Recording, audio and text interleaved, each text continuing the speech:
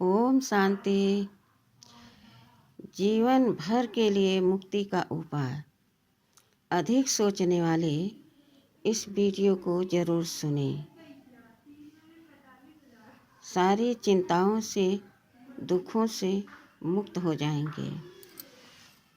आज सभी के जीवन में कोई न कोई चिंता, तनाव जरूर बना रहता है। आज किसी के घर में बेटा आ रहा, बेटी आ रही, धन आ रहा, पोता आ रहा, पोती आ रही, तो कैसे आ रही? हमारे कर्म ही हमें वह फल दे रहे हैं। एक माता जी की कहानी है। एक माता जी के दो बहुएं थी। एक बहू आई तो माता जी वैष्णो देवी जाती थी और माता से कहती थी, माता जी मुझे पोता देना। पहला पोता आ जाएगा तो घर खुशियों से भर जाएगा। और कुछ दिन बाद माता जी के घर में पोता हुआ। माता बहुत खुश, बहुत विश्वास के साथ सबसे कहती, ये माता रानी सबकी मनोकामना पूर्ण करती हैं, जो मांगो देती हैं। हमने पहली ही बार एक बार कहा, माता रानी मुझे पोता देना, और मेरे घर में पोता आया। अब दूसरी बहू आई है, उसके लिए भी हमने माता रानी से अर्जी लगा दी है। हे माता रानी, हे मेरी वैष्णो मैया, आप बहुत अच्छी हो, बहुत दयालु हो। आपने पहली बहू को बेटा दिया, अब दूसरी बहू आई है, उसको भी बेटा देना। मेरे दोनों पोते जब घर में खेलेंगे तो आनंद आनंद आ जाएगा। समय पा करके दूसरी बहू को बेटी हो गई। अब तो माता सर लटकाए बैठी हैं। क्या हुआ? अरे मैंने तो विश्वास रखा कि माँ वैष्णो देवी जो मांगो देती हैं, सबकी मुरादें पूरी करती हैं, लेकिन मैंने जो मांगा वह नहीं दिया। तो क्या दिया? अरे मेरे छोटी बहू को बेटी हो गई है। मैंने माँ से प्रार्थना किया था कि माँ मुझे पोता देना, तो मैं लड्डू चढ़ाऊँगी, जोत जलाऊँगी, जागरण कराऊँगी, लेकिन माँ ने मेरी सारी खुशियों पर पानी फेर दिया। जरा सोचिए, भगवान भगवती क्या हमारे नौकर हैं? उनके इशारों पर हमें चलना है या हमारे इशारों पर वो लोग चलेंगे? यह है अंधश्रद्धा, लालच, लोभ, अहंकार, इसी में सब आ जाता है। जो बेटी, बेटा, धन जो भी मिलता है वह सब हमारे कर्मों के अनुसार हमारे बीच में आता है। तो हमें यह नहीं सोचना चाहिए कि हम बहुत धनवान हैं, बहुत पुत्रवान हैं, शक्तिशाली हैं। यह सब कर्मों के अनुसार मिलता है। कहा गया है, कर्म प्रधान विश्व रचि राखा, और जो जिस बोया वो असफल चाखा। तो परमात्मा कोई हमारे हर मुरादें पूरी करने के लिए या माता रानी नहीं बैठी हैं। उनके पास और सारे काम होते हैं। हम मंगता हैं क्या? अरे इतनी इच्छा है तो परमात्मा के बन जाओ, स्वयं तुम उन्हीं के बन जाओ। देखो जो उनके बनते हैं उनके पास कोई कमी रहती है? जरा अपनी बुद्धि को दौड़ाओ और दिमाग से सोचो कि मीरा ने क्या मांगा। क्या उसने धन दौलत मांगा? नहीं ना। नहीं मांगा तो देखो कितनी खुश थी। आज भी उनका गायन है। आज उनका शरीर तो नहीं दिख रहा है, लेकिन उनके नाम सभी लेते हैं कि देखो भगवान कैसे उनके ऊपर रीझे, कैसे उन्होंने भगवान को अपना बना लिया। तो उसके पास क्या धन कम था? क्या राणा कम धनी था? नहीं ना। लेकिन क्या कहा उन्होंने? पाया जी मैंने राम रतन धन पाया। अब और किसी धन की हमें ज़रूरत नहीं है, आस नहीं है। इसी प्रकार से सेवरी ने क्या मांगा? कभी धन मांगा? इतना प्रेम करती थी कि बेर को चख चख करके उन्होंने प्रभु को खिलाया। उस प्रेम को प्रभु उस बेर के साथ अपने हृदय में समाते गए कि ऐसा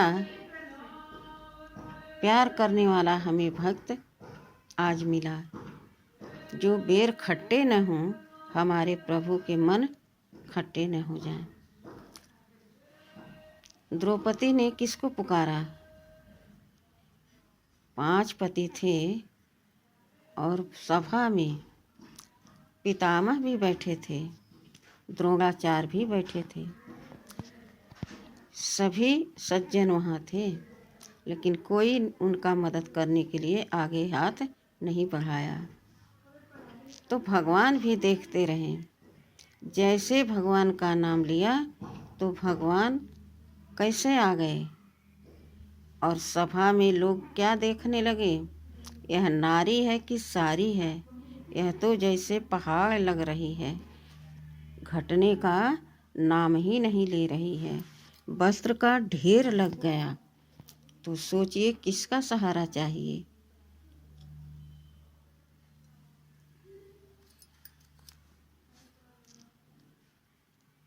विचार कीजिए। जब हम स्वयं भगवान के हो गए, जिन भगवान से हम हर वस्तु मांगते रहते हैं और स्वयं हम उनके बन गए, तो क्या हमें किसी प्रकार की कमी रहेगी? हमारी अंतरात्मा जो है वह संतुष्ट, संपन्न, संपूर्ण महसूस करती है कि जब हमने भगवान को पा लिया तो और क्या ऐसी वस्तु है इस धरती पर जो हमें पाने के लिए अभी बाकी है। तृप्त हो जाती है आत्मा। आज हर घर में तनाव है, टकराव है, भाई भाई में, माता बाप से नहीं, माता पिता बाप बंधु सखा सब अपने में परेशान हैं। एक दूसरे से कोई प्रेम से, हृदय से, निस्वार्थ भाव से नहीं बात करता है। कहीं न कहीं स्वार्थ छुपा रहता है, कहीं न कहीं ईर्ष्या से बात होती है और कहीं बात ही नहीं होती है। तो क्या यह प्रेम है? हम किसके लिए मांगते हैं? आज जो धनवान हैं, क्या उनको भगवान मिले हैं? जो धनवान हैं तो भगवान भी उनको नहीं मिले, और धन जो मिला है तो उनको और चाहिए, क्योंकि यह इच्छाएं, तृष्णाएं कभी मिटती नहीं हैं। और जो मध्य में हैं तो वह खा रहे हैं और खुश हैं, और जो उनसे नीचे हैं वह भी 1 रुपये में खा रहे, संतुष्ट हैं। जो बिल्कुल नहीं कर पा रहे, ऐसे रोड पर पड़े हैं, उनको भी प्रभु किसी न किसी बहाने से कुछ न कुछ मुख में डालने के लिए ज़रूर भेज देता है। कोई भूखा है यहाँ, तो हम ऐसा स्वार्थ क्यों रखते हैं? दे दे दे, भगवान देते ही रहें तो आप संपूर्ण कब बनेंगे? इसलिए कहा गया है, मांगन से मरना भला, जह घर मांगन जाए, उनसे पहले वो मरे जिनके मुख से निकले नाहीं। दोनों को पाप लगता है, एक को नहीं। जो मांगने जाता है वो भी अपनी मान मर्यादा खो देता है, आत्मिक शक्ति को समाप्त कर देता है, और जो नहीं देता है उसको भी पाप लगता है कि कोई दरवाजे पर आए, कुछ मांगे तो कुछ से कुछ दे देना चाहिए। दोनों नहीं दिए तो दोनों को मरने समान पाप लगता है। जो जिसके नसीब में है वह मिल करके ही रहेगा। देखो, रावण लंका का राजा था, सिंहासन पर बैठता था। विभीषण को लात मार करके निकाल दिया, लेकिन विभीषण के राज्य मिलने का उनके नसीब में था। तो देखो, सिंहासन पर बैठा हुआ रावण तहस नहस अपना राज कर दिया, वंश ही उजाड़ दिया, लेकिन विभीषण राजा बन बैठा। वो मांगने से कितना किसी को मिलेगा, इसलिए भगवान के बन जाओ। जब समझ रहे हो कि यह दाता है, हर चीज़ दे सकता है, तो आप उसके बन जाओ ना। उसके बनने से आपको मांगने की ज़रूरत नहीं पड़ेगी। लेकिन बार बार मांगना शोभता है क्या?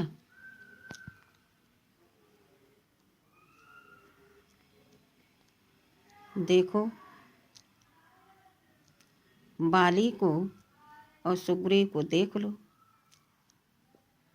निकाल दिया था बाली ने सुग्रीव को, लेकिन क्या हुआ? प्रभु ने उसको हटा करके और सुग्रीव को राजा बना दिया। क्यों? उसके अंदर बहुत बल का अहंकार था, वह बहुत अपने आप को बलशाली समझता था।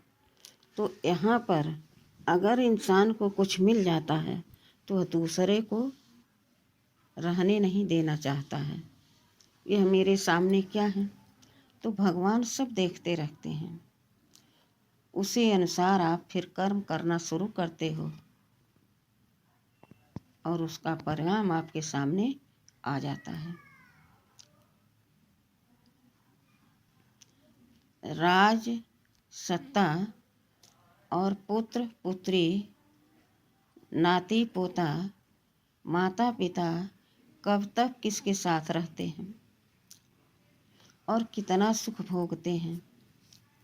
इतना सुख अयोध्या में था तो क्या राम जी, सीता जी, राजा दशरथ स्वयं, उनके पिताजी, क्या सब एक साथ सुख भोग पाए? नहीं भोगे ना। तो हम इस सृष्टि पर अपने कर्मों का फल भोगते हैं, चाहे दुख समझो चाहे सुख समझो, जबकि हमें बैलेंस बना के चलना चाहिए। दुख आया तो भी अच्छा और सुख आया तो भी अच्छा। सुख आया तो सबको सुख दो, लेकिन दुख आया तो किसी को दोषी नहीं ठहराओ। दोषी ठहराने से खुद आपके ऊपर दोष लगेगा, दूसरे के ऊपर नहीं लगेगा, क्योंकि आप सोच रहे हो, समझ रहे हो, दूसरों को थोप रहे हो, इनके कारण से ऐसा हुआ है। लेकिन ऐसा नहीं है। जो कुछ होता है यहाँ हमारे ही कर्मों का फल हमें मिलता है।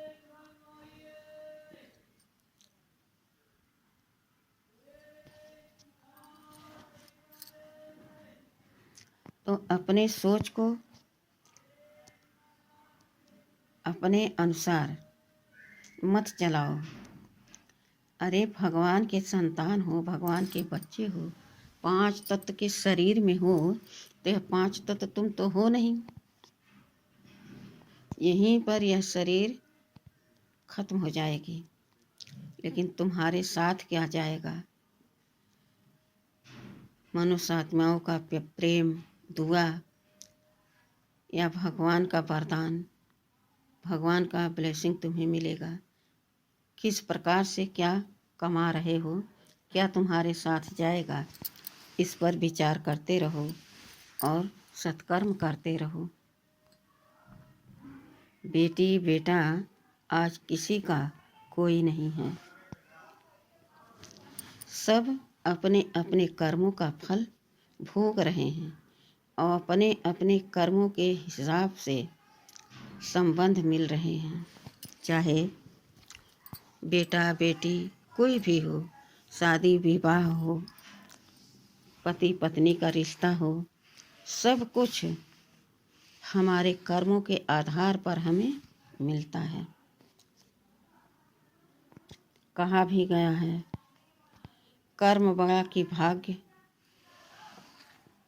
जब हम कर्म करते हैं तब हमारा भाग्य बनता है। अब देखो, हर चीज का समय होता है। समय से पहले भाग्य से ज़्यादा कुछ भी नहीं किसी को प्राप्त होता है, चाहे जितना कोई मेहनत कर ले। एक माँ के गर्भ में एक बच्चा होता है, उसको होने में 9 महीने लगते हैं। शादी हुआ और बच्चा हो गया, ऐसा नहीं होता ना, उसमें भी समय निर्धारित है। इसी प्रकार से एक किसान खेत में गेहूं का बीज बोता है, इसलिए कि हम जितना गेहूं बो रहे हैं इससे अधिक गेहूं हमको प्राप्त होगा। लेकिन भूसा उसको फ्री में मिलता है।